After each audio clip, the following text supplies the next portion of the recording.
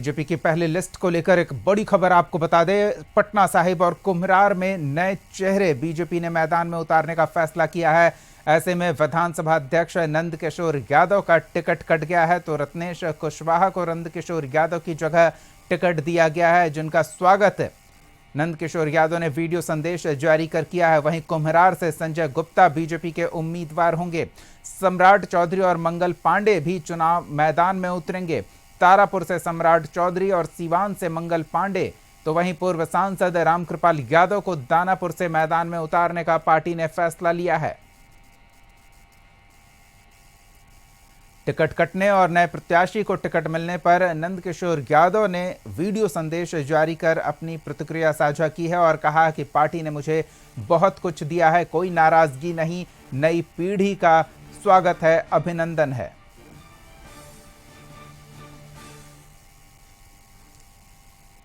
मैं भारतीय जनता पार्टी के निर्णय के साथ, भारतीय जनता पार्टी ने मुझे बहुत कुछ दिया है, मुझे पार्टी से कोई शिकायत नहीं है।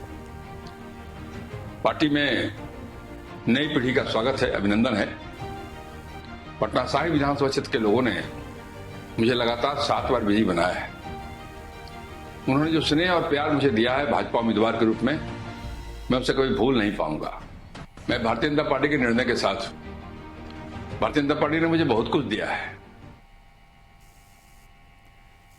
सहयोगी नीरज और अधिक जानकारी के साथ जुड़ रहे हैं। नीरज, बीजेपी के 71 उम्मीदवारों की पहले लिस्ट जारी हो गई है और कुछ ऐसे नाम हैं जो इस बार चुनाव मैदान में नहीं उतर रहे हैं, तो कुछ अप्रत्याशित नामों को भी मैदान में उतारने का पार्टी ने निर्णय लिया है, इन 71 लिस्ट जारी करके नामों की। देखिए दीपक, निश्चित तौर पे बिहार विधानसभा चुनाव की पहली लिस्ट जो है वो बीजेपी की तरफ से जारी कर दिया गया है, जिसमें 71 प्रत्याशियों के नाम ऐलान किए गए हैं, जिसमें दोनों डिप्टी सीएम को पार्टी ने बरकरार रखा है। सम्राट चौधरी और विजय सिन्हा को भी नाम है। इसके अलावे बाकी पूर्व नीति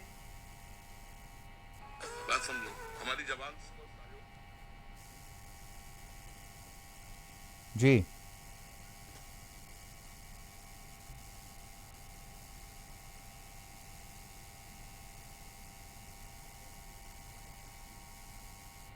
उन पर बीजेपी ने भरोसा जताया है और कुछ ऐसे सीट हैं जहां से बीजेपी ने नाम काटने का काम किया है। नंदकिशोर यादव का नाम कटा है और नंदकिशोर यादव ने इसका स्वागत भी किया, कहा कि आलाकमान ने जो निर्णय लिया वो स्वागत योग्य है। तो कह सकते हैं कि नाराजगी जो थी, नंदकिशोर यादव नाराज तो नहीं दिख रहे हैं, वो अपने ट्वीट भी किए हैं, उन्होंने बाइट भी दे दिया है अपने सीट को लेकर के। लेकिन अब जो बड़ा नाम है उसको लेकर के लगातार ऐलान जो बीजेपी की है, तो एक बड़ा मैसेज गया है कि बीजेपी ने सोची समझी रणनीति के तहत वैसे लोगों पर भरोसा जताया है जो उस विधानसभा सीट पर काबिज हो सकते हैं, यानी कि बीजेपी जीत सकती है। सिवान से मंगल पांडे जो स्वास्थ्य मंत्री हैं, उन पर भी भरोसा जताया है। अमनौर विधानसभा पे मंटू सिंह हैं, उन पर भी भरोसा जताया गया है। तरैया जनक सिंह पे भी जताया गया है। तरारी में प्रशांत विशाल हैं, उन पे भी भरोसा जताया है।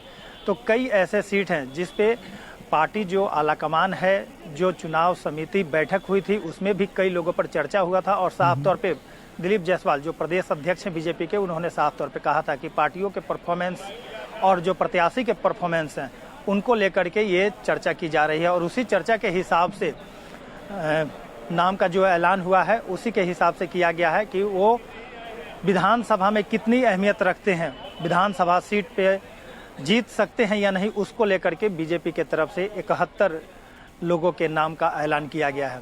और एक तस्वीर और आपको दिखाएंगे कि सीएम हाउस पे लगातार लोगों का आना जाना लगा हुआ है।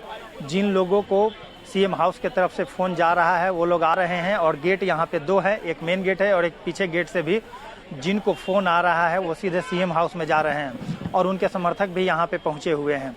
तो कह सकते हैं कि जो सीट बंटवारा हुआ एनडीए में और अब नाम भी ऐलान किए जाने लगे हैं, बीजेपी की तरफ से भी नाम ऐलान हो गए हैं, जदयू की तरफ से भी कई लोगों को सिंबल भी दिया जा चुका है और अब धीरे धीरे मुख्यमंत्री के हाथों कई अन्य लोगों को भी सिंबल दिया जाएगा। तो कह सकते हैं कि जो दरार था उस दरार पे अब मुहर लगते नजर आ रही है। नाराजगी भी थी, लेकिन अब नाराजगी कहीं ना कहीं अब मुख्यमंत्री हों या बीजेपी के जो वरीय नेता हैं, उन लोगों के तरफ से पार्टी के जो प्रत्याशी हैं उनके नाम ऐलान किए जा रहे हैं, क्योंकि नामांकन का समय बहुत कम रह गया है। इसको लेकर के ऐलान किया जा रहा है। बीजेपी 101 सीट पे चुनाव लड़ेगी, तो 71 सीट को लेकर के प्रत्याशियों के नाम ऐलान कर दिए गए हैं और बहुत जल्द जो बचे हुए शेष हैं उसका भी नाम ऐलान कर दिया जाएगा। जी, क्या इंतजार किया जा रहा है अन्य सहयोगी भी अपनी ओर से स्थिति स्पष्ट कर लें?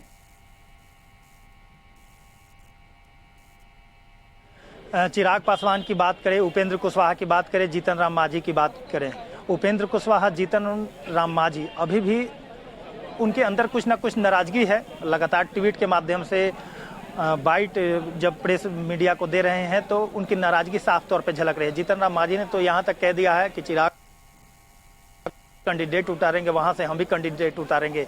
तो ये साफ तौर पे नाराजगी व्यक्त करता है, क्योंकि जीतन राम मांझी को 6 सीट मिला है, उपेंद्र कुशवाहा को 6 सीट मिला है और चिराग पासवान को 29 सीट मिला है। तो कह सकते हैं, लेकिन जो आला कमान है पूरी तरीके से कह सकते हैं कि नज़र बनाई हुई। धर्मेंद्र प्रधान विजय चौधरी के आवास पे मीटिंग भी कर रहे हैं, यानी कि मीटिंग इसलिए किया जा रहा है कि जो लोग भी नाराज हैं, किसी सीट को लेकर के नाराज हैं, वह पहले से बातचीत करके रखे हैं, तो उसको सुलझाने में धर्मेंद्र प्रधान कहीं ना कहीं कामयाब नजर हो रहे हैं। और इसी का नतीजा है कि 71 प्रत्याशियों के नाम बीजेपी के फर्स्ट फेज का ऐलान कर दिया गया है, प्रत्याशियों के नाम। जी, चलिए, स्थिति पर नजर बना रखें नीरज। इन तमाम अपडेट्स के लिए बहुत बहुत धन्यवाद। इस बीच